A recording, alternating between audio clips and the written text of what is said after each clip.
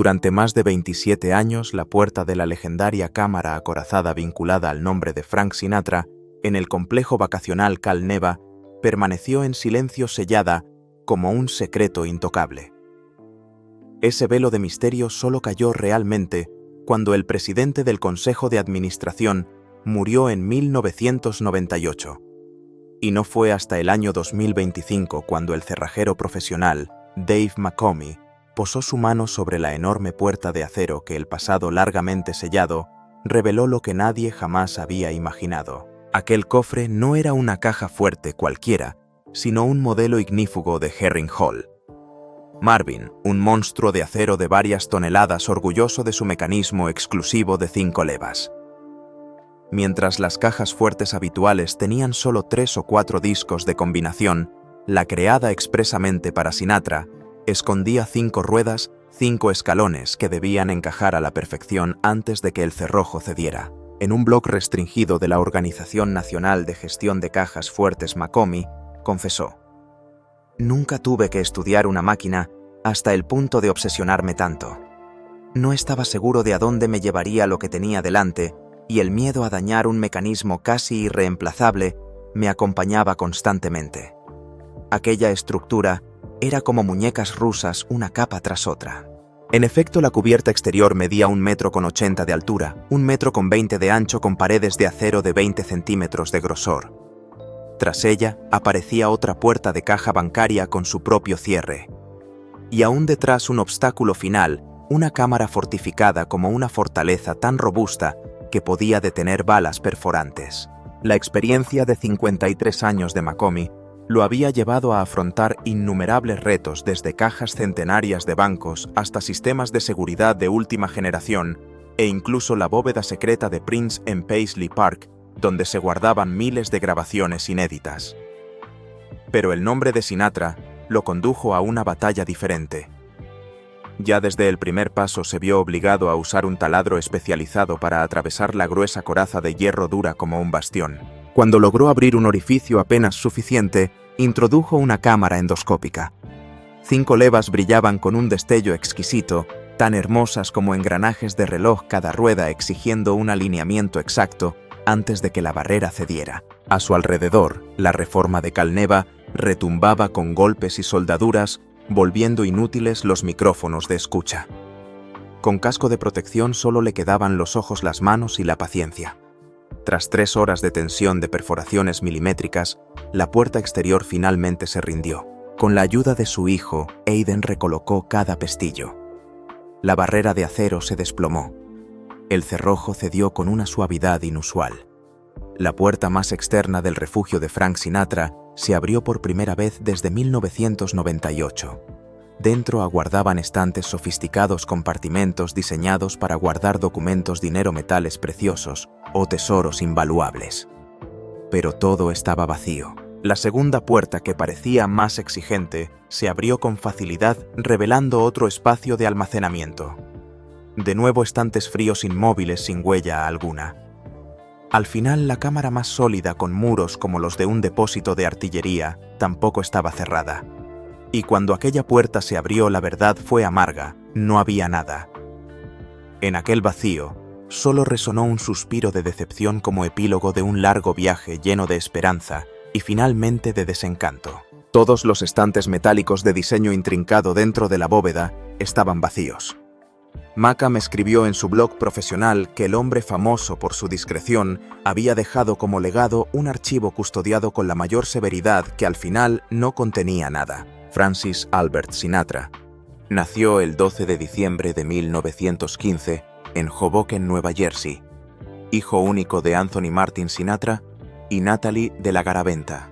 Su padre fue boxeador bombero y contrabandista de alcohol durante la ley seca. Su madre, una mujer fuerte y determinada, dirigía un servicio clandestino de abortos y participaba activamente en política dentro del Partido Demócrata, con notable influencia local. Aquella familia vivía en la frágil frontera entre los negocios legales y el mundo clandestino.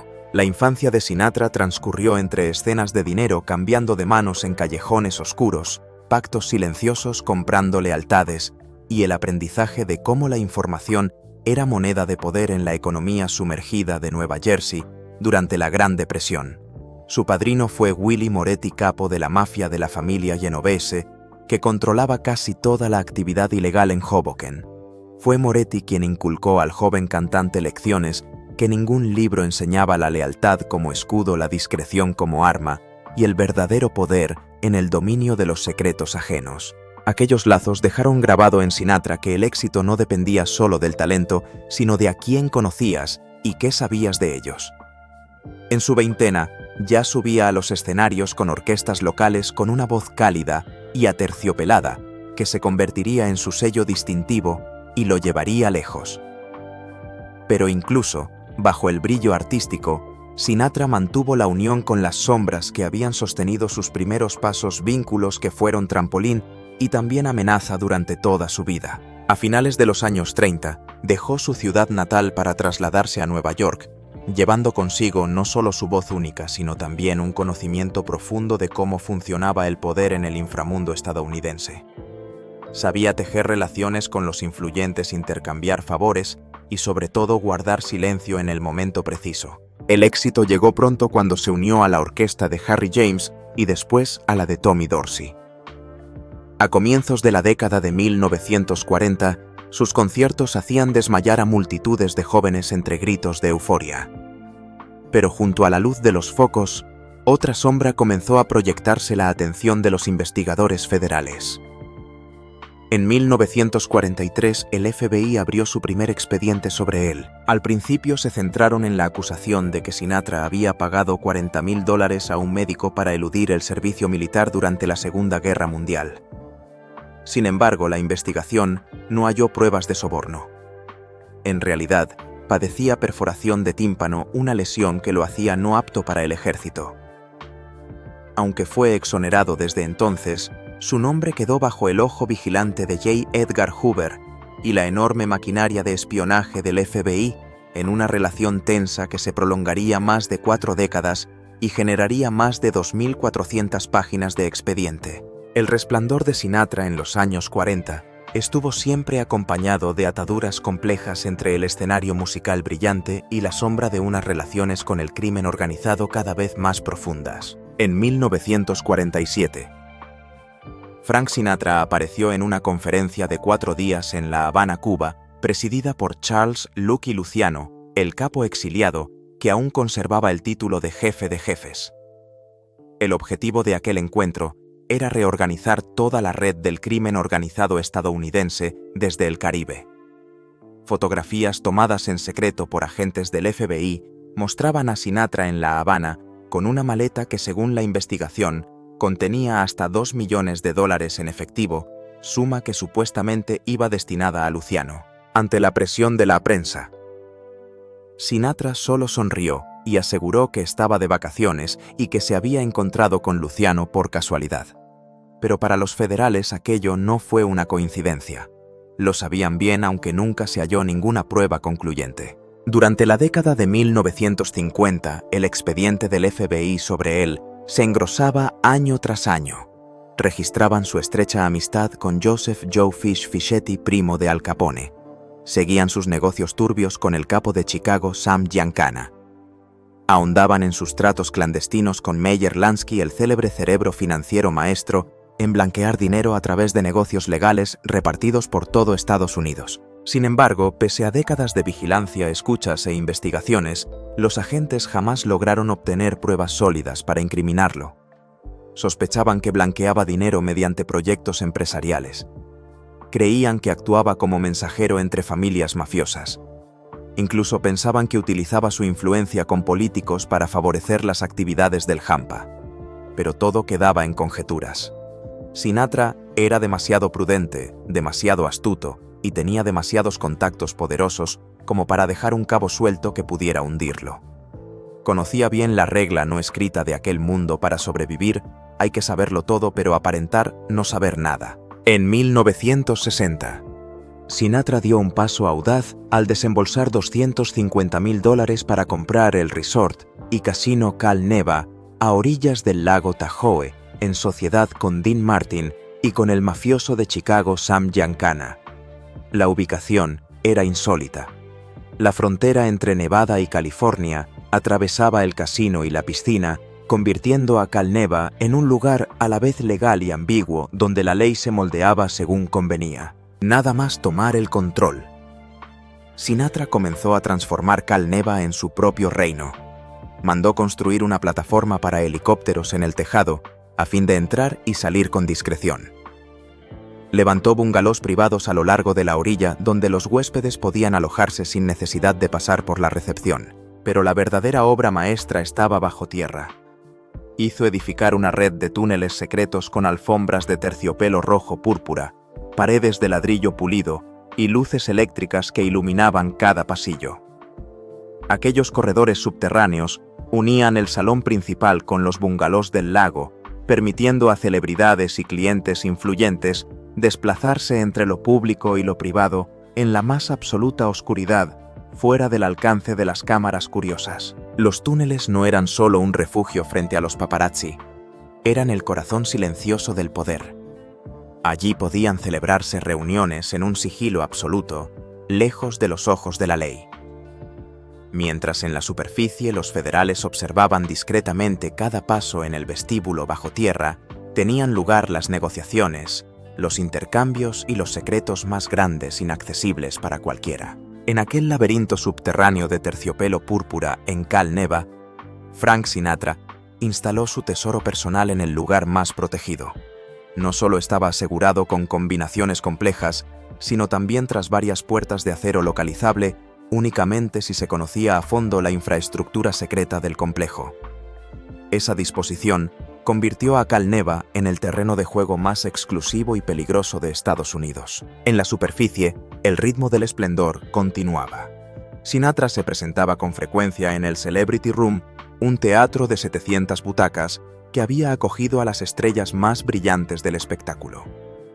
Las noches de actuaciones con Dean Martin, Sammy Davis Jr. o Joey Bishop quedaron grabadas en la memoria de los afortunados asistentes. Pero en realidad, aquello era solo el espectáculo para el público.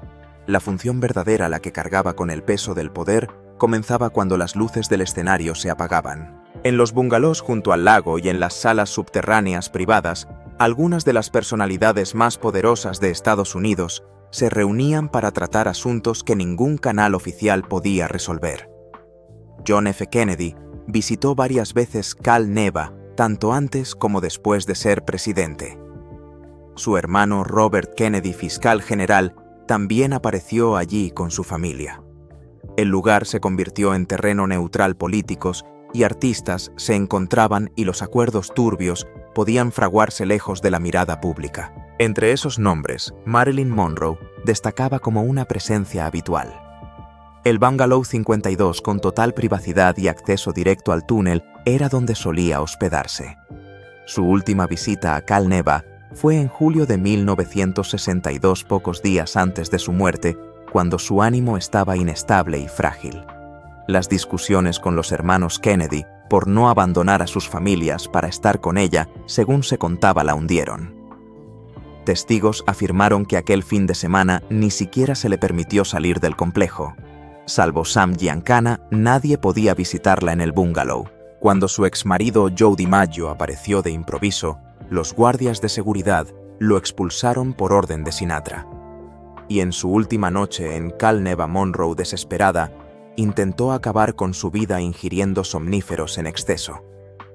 Alcanzó a llamar a la recepción antes de perder el conocimiento y fue trasladada a un hospital local donde los médicos le practicaron un lavado de estómago que le salvó la vida. Al día siguiente regresó a Los Ángeles. Pero pocos días más tarde, el 5 de agosto de 1962, fue hallada muerta en su casa de Brentwood. Aquel último fin de semana en Cal Neva se convirtió en fuente inagotable de sospechas. ¿Qué la empujó al límite de la desesperación? ¿Qué papel desempeñó Sam Giancana en aquella tragedia? ¿Y qué sabía Sinatra sobre los últimos días de la estrella? El FBI dedicó años a investigarlo, sospechando que Monroe pudo haberse topado en Cal Neva con un secreto demasiado grande, convirtiéndola en una amenaza para quienes ostentaban el poder. Algunos creían que había descubierto pruebas de actividades criminales. Otros pensaban que había grabado conversaciones capaces de destruir carreras políticas. Si aquellas pruebas existieron, la cámara acorazada más profunda y segura de Sinatra era sin duda el lugar idóneo para guardarlas. Durante 4 décadas, los investigadores federales persiguieron a Frank Sinatra como la ballena blanca de la leyenda de la caza, un objetivo inmenso visible, pero inalcanzable. Esa persecución, que comenzó en los años 40 y se prolongó hasta los 80, se convirtió en una de las investigaciones más largas de la historia del FBI, con la participación de cientos de agentes de múltiples oficinas en todo Estados Unidos. El propio J. Edgar Hoover prestó atención al caso, viendo en Sinatra el símbolo de la decadencia de la cultura de las celebridades, un hombre que sabía utilizar la fama y la influencia para comprar políticos y al mismo tiempo proteger las actividades clandestinas del crimen organizado. El expediente Sinatra del FBI se convirtió en una vasta crónica registrando cada detalle al que pudieron acceder de su vida. Los agentes seguían cada paso, fotografiaban a sus amigos y socios, analizaban cada transacción empresarial. Su teléfono estaba intervenido. Los informantes se infiltraban incluso en su círculo íntimo. Su casa, su oficina, sus escenarios, todo estaba bajo vigilancia. Incluso el flujo de dinero era rastreado a través de un laberinto de empresas pantalla, asociaciones y canales de inversión. Descubrieron que Sinatra poseía numerosos casinos, discográficas, bienes inmuebles y locales de ocio repartidos por todo el país. Muchos de ellos estaban vinculados a socios con antecedentes penales o sospechosos de pertenecer a la mafia. En especial, la relación con Sam Giancana fue documentada minuciosamente. Decenas de fotografías los mostraban juntos en restaurantes, clubes nocturnos y fiestas privadas. Las conversaciones telefónicas entre Sinatra y colaboradores de Giancana fueron grabadas. También se siguió el rastro del dinero que circulaba entre las empresas de Sinatra y negocios controlados por la mafia de Chicago. Sin embargo, al final siempre faltaba lo más importante: la prueba directa. Demostraron que conocía a criminales, que hacía negocios con compañías manchadas, que estaba presente en lugares de encuentros turbios. Pero no podían demostrar que él mismo cometiera delitos ni que participara en la gestión del crimen organizado. Sinatra era demasiado cauteloso, conocía demasiado bien las reglas del juego y era lo bastante inteligente como para no dejar jamás una prueba que pudiera acabar con su carrera ante un tribunal. En más de una ocasión, los fiscales federales consideraron acusarlo de extorsión, evasión fiscal o conspiración criminal, pero una y otra vez la conclusión fue la misma: pruebas insuficientes. Sinatra mantenía firme la estrategia de la negación plausible, insistiendo en que aquellas relaciones eran simples contactos sociales y que no tenía conocimiento alguno de actividades ilícitas. La frustración del FBI alcanzó su punto máximo en los años 60, cuando la amistad entre Sinatra y el presidente John F. Kennedy se convirtió en un problema mayúsculo. Las autoridades temían que el cantante utilizara su acceso directo a la Casa Blanca para recabar información para la mafia. Sospechaban que era el puente entre la administración Kennedy y capos ansiosos por un escudo político. La sospecha se intensificó en 1963, cuando a Sinatra le fue retirada la licencia de juego en Cal Neva por la presencia de Sam Giancana en el casino. Para los agentes federales era la ocasión de oro, una fisura que podía usarse como palanca para presionarlo y convertirlo en informante. Pero como durante décadas aquella ballena blanca siguió sumergida fuera de alcance, dejando al FBI un legado interminable de impotencia y obsesión. En varias ocasiones intentaron acercarse a Frank Sinatra, insinuando aliviar la vigilancia federal a cambio de información sobre el hampa. Pero él rechazó todas las propuestas. Sabía perfectamente que convertirse en informante equivalía a firmar su sentencia de muerte en el mundo en el que se movía. En lugar de eso, vendió Cal Neva y, de cara al público, mantuvo las distancias con los socios más comprometidos. No obstante, aquella negativa no significó libertad. Durante el resto de su vida, Sinatra siguió bajo la sombra de la vigilancia. Los agentes lo seguían en los conciertos, fotografiaban cada cena con amigos, analizaban al detalle cada contrato. Esperaban un error, una grieta, una sola fisura para acusarlo. Pero ese momento nunca llegó. Cuando Sinatra murió en 1998, las esperanzas de los investigadores se centraron en el legado que dejaba. Creían que documentos personales, archivos privados, o en particular la cámara acorazada de Cal Neva, podrían contener el arma humeante que habían buscado durante décadas.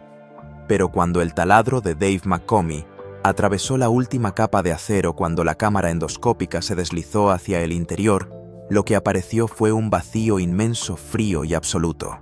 Los estantes diseñados para contener miles de documentos estaban completamente vacíos.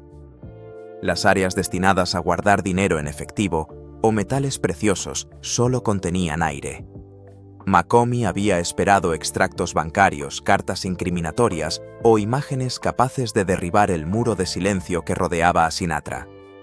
Pero lo único que halló fue un sistema de almacenamiento perfecto, que nunca había sido usado. Key. Archivos organizados alfabéticamente pero sin una sola hoja. Cajas de seguridad empotradas en las paredes pero vacías. Dispositivos de grabación sofisticados pero con cintas limpias, sin una voz registrada. Todo demasiado perfecto, demasiado pulcro, hasta el punto de parecer que aquel lugar había sido construido no para guardar secretos, sino para preservar la ausencia de ellos. Sin polvo, sin desgaste, sin el más mínimo rastro de uso. La sala se convirtió en un tumba para secretos que nunca existieron. Sinatra había construido el archivo más seguro y luego decidió dejarlo vacío. Y precisamente ese vacío se transformó en prueba de la estrategia suprema de supervivencia en un mundo donde la información era el arma más peligrosa. No guardar nada era a veces la forma de conservarlo todo. Con una cámara acorazada vacía, Sinatra sembró en la mente de enemigos y aliados la certeza de que poseía secretos terribles que necesitaban protección. Esa fue su verdadera coraza invisible, el juego intelectual que ganó hasta el final de su vida. La mera existencia de un sistema de seguridad tan sofisticado creaba la ilusión de que en su interior había secretos colosales. Y esa ilusión otorgaba a Frank Sinatra un poder invisible tanto en el trato con el Hampa como con los investigadores federales. Para los criminales, era como el hombre con un cuchillo oculto en la oscuridad, capaz de destruirlos con un simple expediente. Para los agentes federales aparecía como una fuente potencial, una puerta hacia pruebas incalculables.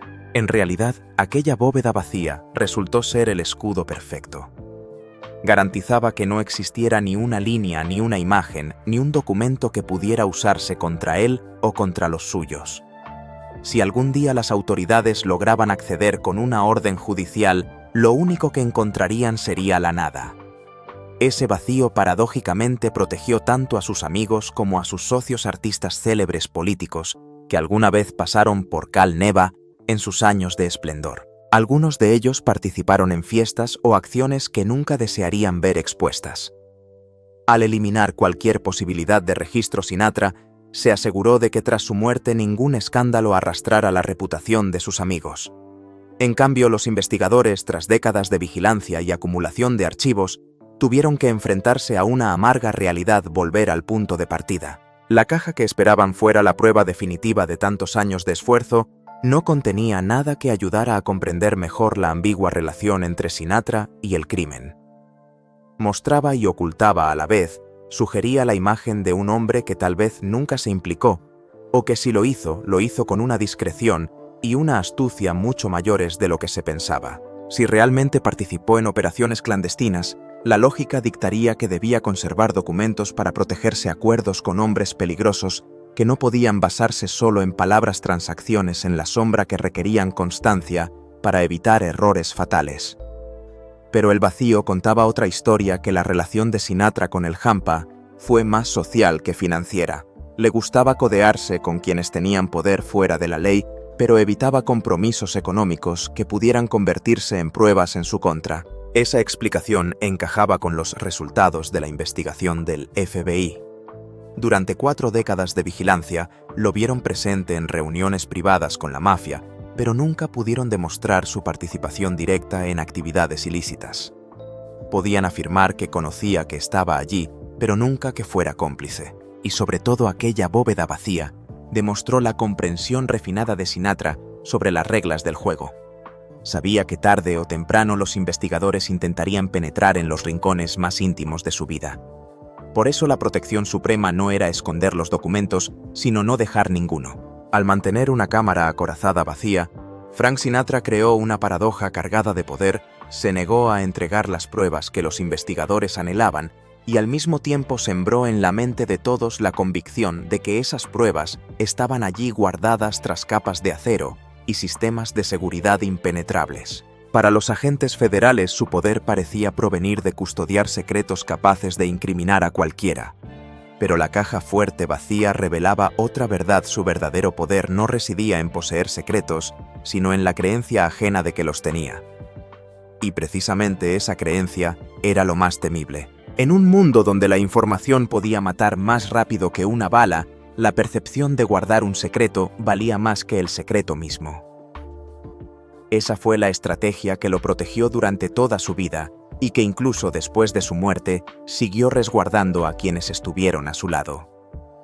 Cuando Bárbara Sinatra falleció en 2017, los peritos inmobiliarios hallaron en las casas familiares innumerables recuerdos, obras de arte, cartas privadas, pero absolutamente ningún documento que revelara la sombra del crimen. La cámara de Cal Neva seguía siendo el único lugar que pudo haber albergado documentos verdaderamente peligrosos.